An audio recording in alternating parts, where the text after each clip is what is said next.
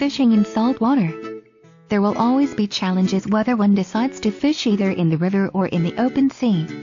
The important thing to remember is to have patience waiting for the fish and doing your best to catch it when it appears.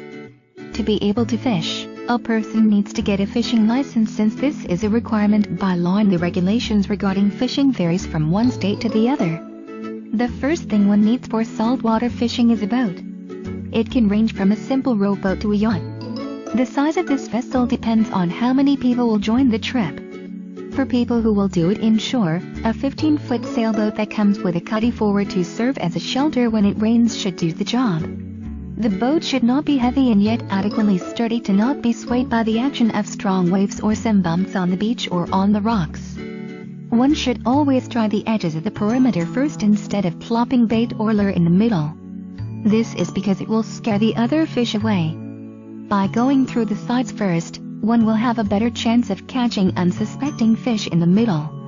If one decides to go down below sometime, a cod line is a necessity for everybody to enjoy saltwater fishing. A perch line will also be good, and if it's time for mackerel fishing, a mackerel jig will be an excellent help. The right time to start saltwater fishing is on the ebb tide.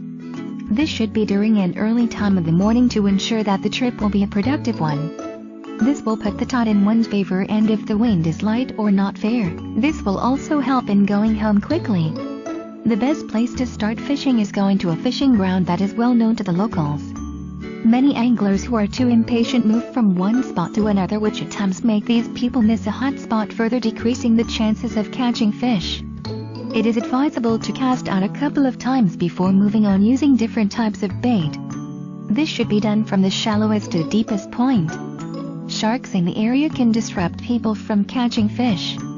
By pouring some fish blood on a paper towel or newspaper and rolling it into a ball, then casting it overboard, sharks will follow the current and leave the area, increasing the chances of catching fish.